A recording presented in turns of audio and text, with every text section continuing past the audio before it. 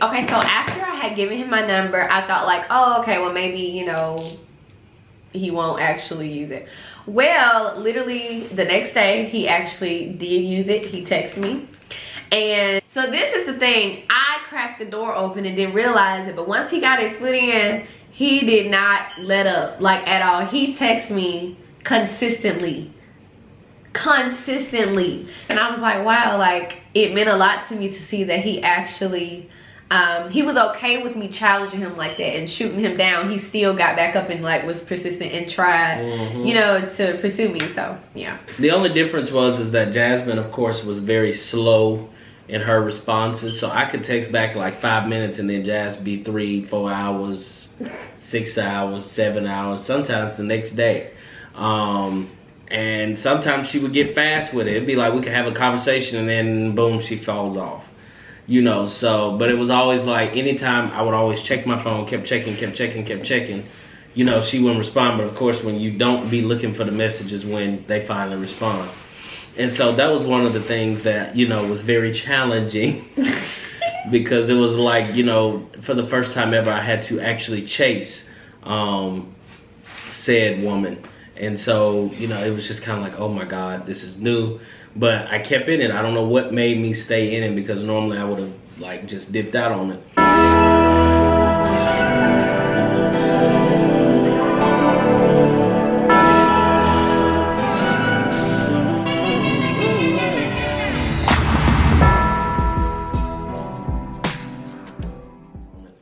But we continued to text, and I tried to take her out on a date probably like 2 weeks, 3 weeks into us messaging.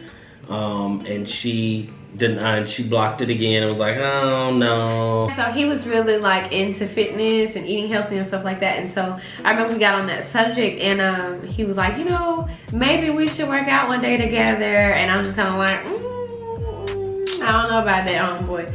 So I was just like, you know, I didn't turn it down though. I didn't shoot it down. And he keeps saying like I didn't seem like I was interested, but I really felt like I was showing signs of interest. I mean, maybe that's just my personality. Like, I'm not gonna say I ever was one to play hard to get, but if I was hard to get, I just was hard to get. And so that was me asking her like, hey, let's go on a, you know, like we can go on a treadmill date, and she shot it down. And then another week, probably another 2-3 weeks, and then finally, so I was getting ready to graduate college, and we were talking. Oh gosh, it's just bringing back so many memories. And she finally, well, she had. No, when I told him, I had passed my math test that I was trying to pass, and he was actually, you know, saying things like, he was calling me he was texting me every night prior to, saying like, you know, I'm touching and agreeing with you that you're gonna pass and everything. And he was just really motivating me and in my corner.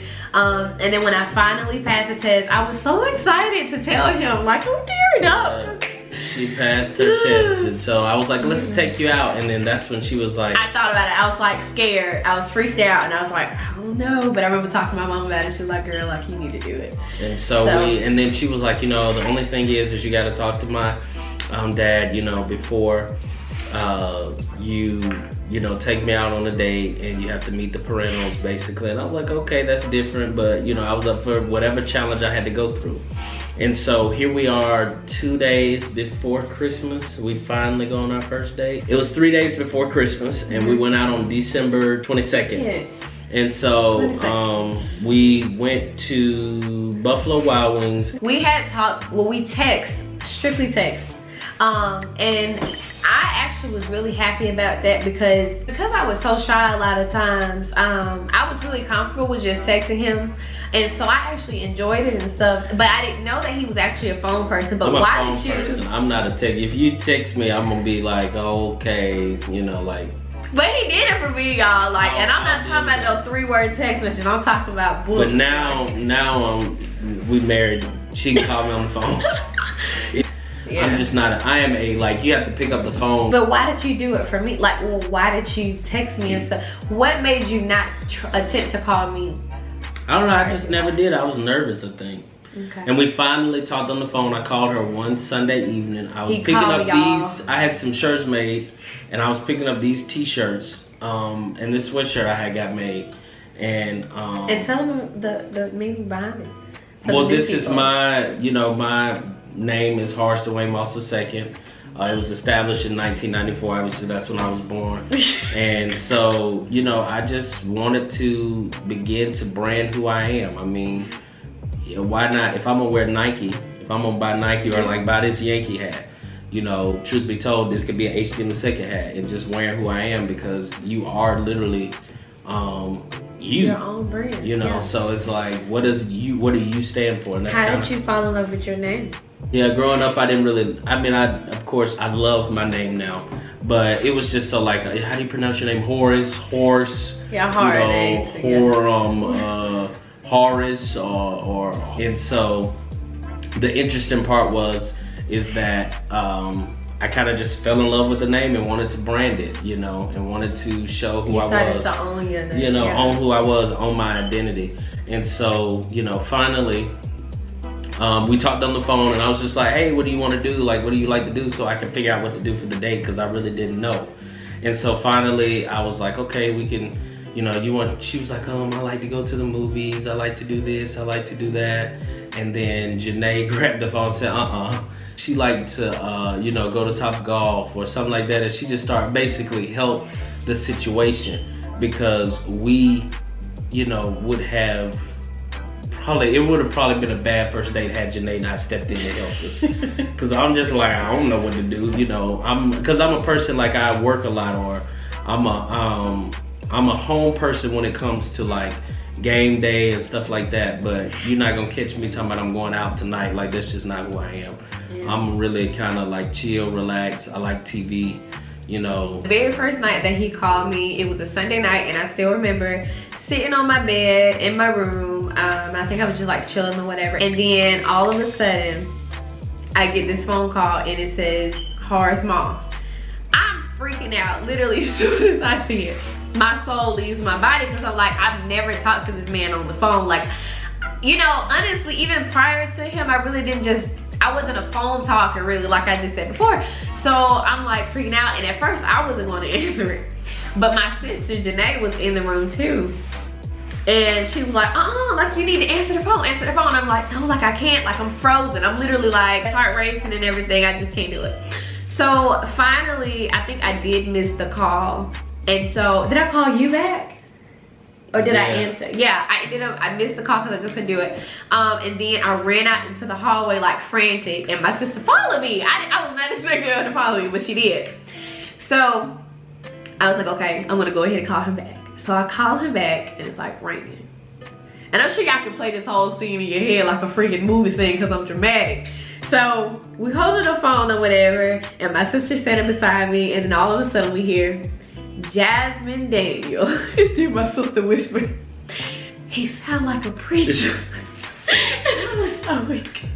That was so funny to me. And then I was like, hey, like, you know, she was all bubbly and energetic, and I was like shocked.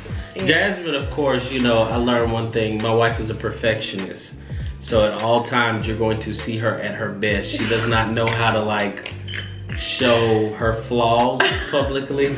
Well, so, I would say back then, I'm a lot better now. So, you know, she answered the phone. Of course, I did my Jasmine Daniel, you know, thing. And she, you know, came to the phone, and we talked for a little while. And one of the funny things about Jasmine and I talking on the phone was, it was like a nightly routine. After we broke that up. Yeah, after that, it was a wrap. Every night we would talk on the phone. So yeah, that night, he was really calling me to find out what did she want what I like to do, what I wanted to do on the first date. But when he took me out to celebrate, because that's how he worded it, y'all. He was like, he's going to celebrate me for passing my math class. And so he's like, you know, so what do you like to do? And I'm like, I don't know. Like, I don't know. This is just, you know. But my sister snatches the phone, and she's like, she just started giving all these ideas. Yeah, she's like, okay. She liked to go, what's this? She liked the movie. She liked to go She liked to eat. She's like going down the line and just listening to other stuff. And then it was just so funny, because it's like he said, she really did kind of help to break the ice between us, and then we could all laugh, because she's a nut. If y'all met Janae, she's been on my channel several times, y'all. She's a clown. She's silly. We love that about her. Wouldn't have it any other way. But I never forget though, something that really stood out to me that night about ours was the fact that he actually paid close attention to detail when it came to me. He was very observant, I knew that. But I didn't know how, like the extent of how observant he was until we were talking on the phone. And you know, people say all the time that me and my sister sound alike. And so at that moment, I think both of us were talking at the same time, and he was like, wait, like, you know, which one is which, like who's talking now? And so then he was like, y'all just sound so much alike. And I was like, really? And then he was like, oh, never mind, I know who that is. He was like, that's Jazz. And then I was like, well, how did you know? He was like, because you always say really. He was like, I'm not shocked, like I know. Now that I'm married to, I can tell the difference in all of them real quick. But he didn't realize, I don't think he knows this now what I'm about to say, but that's also what sold me when it came to choosing to be with him. And it was because of the fact that he really, like, I felt noticed. I was like, man, like all of a sudden I felt like a black and white picture that had all of a sudden developed color. Like he sees me, like he noticed something as simple as that I say the word really a lot. Like I don't know if I'm making sense. Y'all tell me if I'm making sense. But it just really stood out to me because I'm like, wow, like whoa, like you really watch me that closely to know that I say that. I didn't even know I said that word that much, but he did. So I thought it was cute. So therefore, let's go forward to the date. So finally, it's December 22nd, and our date took a whole nother like 2 or 3 weeks because of the fact that we had a scheduling like situation. Yeah. And so we finally get to go on the date, and then I finally made my way, and I had no clue what I was walking into because I had never really had to meet a parent before coming to before dating somebody. And so I come in the house, and of course here come Goofy. You know, Janae walks through, Bishop!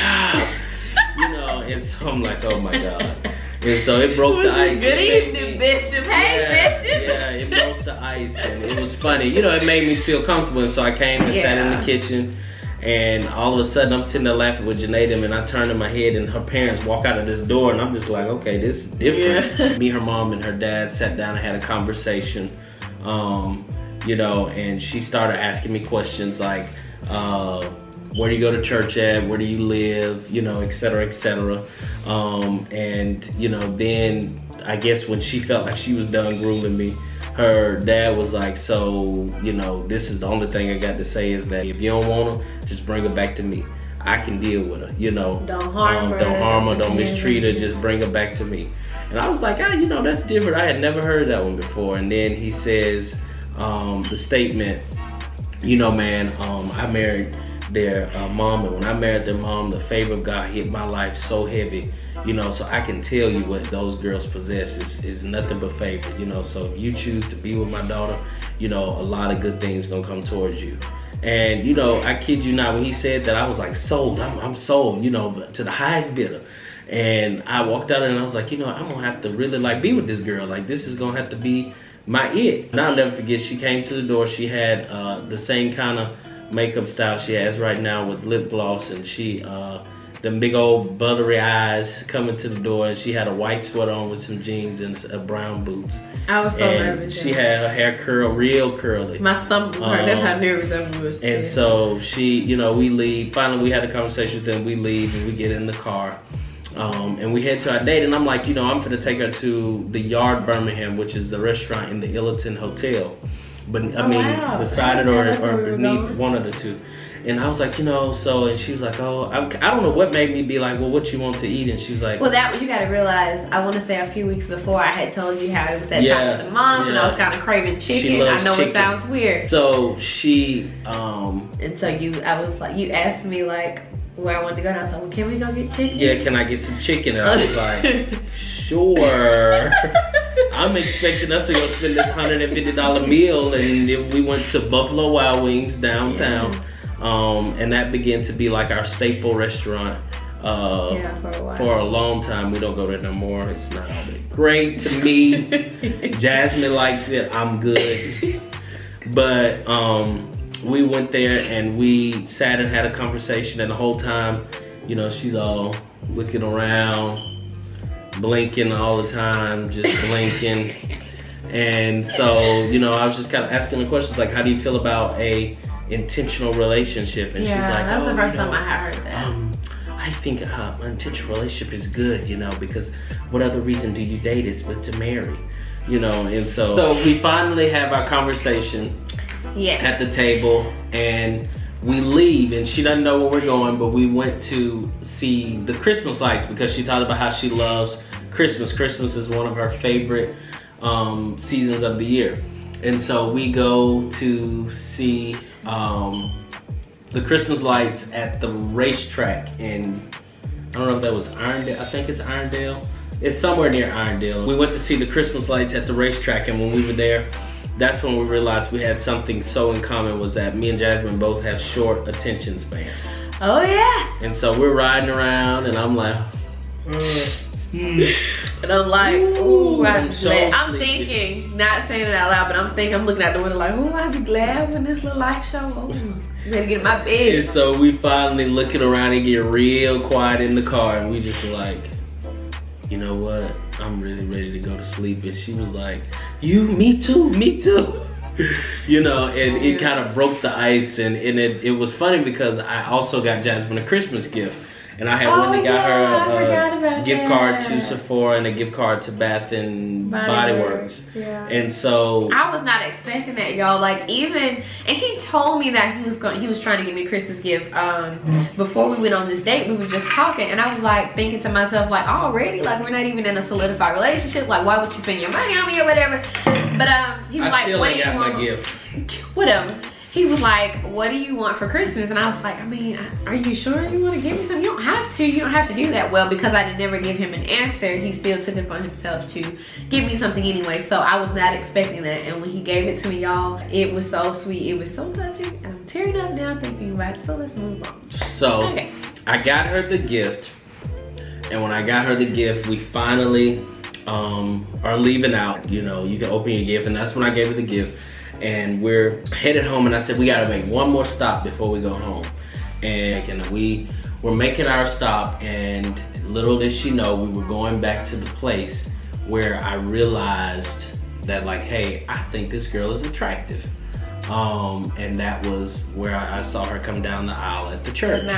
Yeah. And so we head to the church, and we finally pull up, but it is so cold, and we're sitting there. And I was like, well, basically I drove you here because I wanted to, guess what? You're gonna have to tune in to hear the rest of the story. So yes, guys, I hope you guys enjoyed this video, part 4.